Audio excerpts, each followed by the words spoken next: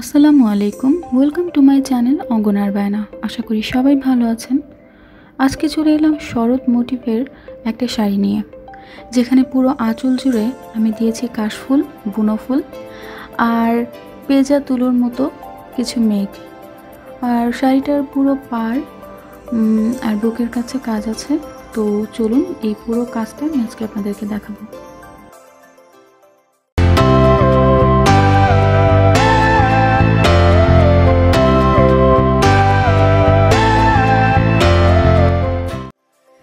আমি আঁচলের পাটটা আগে কাজ করব। এখানে আমি বুনো ফুল, কাশফুল এবং তার সাথে সাথে কিছু মেঘ এঁকেছি। তো আগে আমি কাশফুল আর বুনো ফুলটা আর্ট করার পরে যখন মেঘ আঁকবো তখন ওখানে একটা ব্যাকগ্রাউন্ডে ওয়াশ দিয়ে, মানে আগে আমি ওয়াশ পেইন্ট কিভাবে করি এটার ভিডিও আমার দেওয়া আছে চ্যানেলে, আপনারা চাইলে দেখে আসতে পারেন। তো এখানে আমি নতুন করে ওয়াশ দেখাচ্ছি না, আমি এখানে আগে আঁচলের কাজটা করে তারপরে আমি জমিনের কাজটা করব। তাহলে চলুন দেখা যাক যে কীভাবে আমি কাজগুলো করেছি।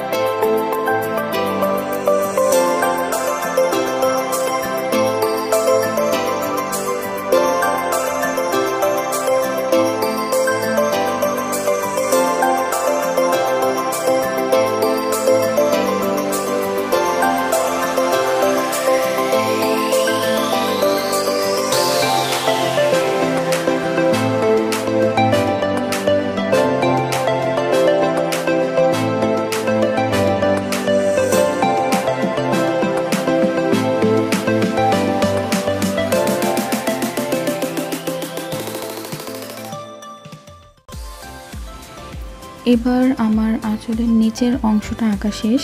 তো আমি উপরের অংশটাতে মেঘ দিব বলেছিলাম।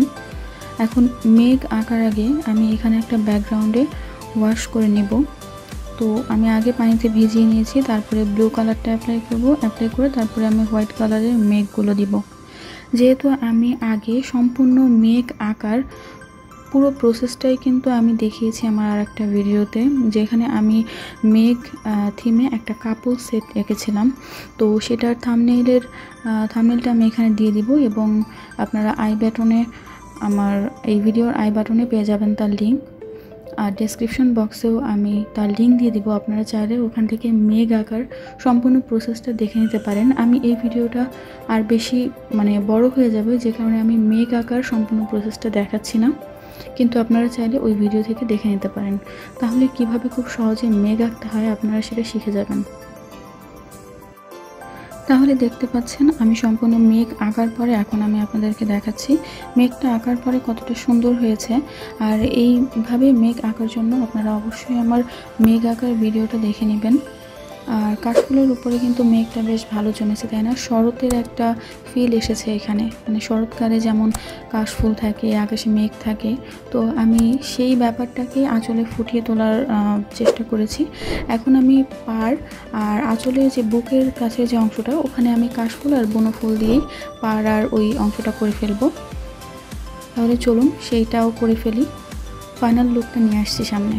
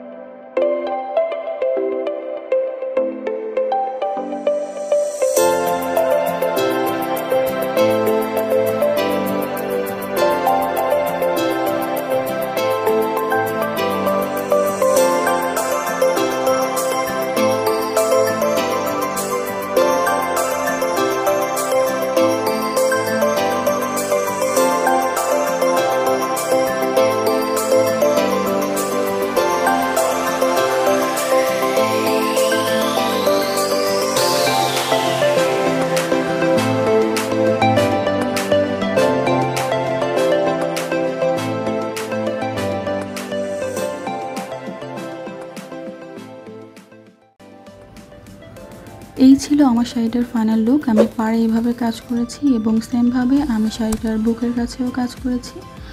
আর এই শাড়ি পেইন্টিংয়ের জন্য যদি কোনো কিছু বুঝতে আপনাদের প্রবলেম হয় তাহলে অবশ্যই আমাকে কমেন্ট বক্সে জানান। আর চাইলে এই শাড়িটা আপনারা আমার পেজ থেকে কিনতে পারেন। অঙ্গনার বায়না ফেসবুক পেজে নক করলে আপনারা এই শাড়িটা পেয়ে যাবেন। আর আমার অবশ্যই চাইলে আপনি ফেসবুক আর ইনস্টাগ্রাম ফলো দিয়ে রাখতে পারেন। আমার ইনস্টাগ্রাম আর ফেসবুক পেজের লিংক ডেসক্রিপশন বক্সে দেওয়া থাকবে। তাহলে আজকে এই পর্যন্তই। সবাই ভালো থাকবেন। ইনশাল্লাহ দেখা হবে পরের ভিডিওতে। আসসালামু আলাইকুম।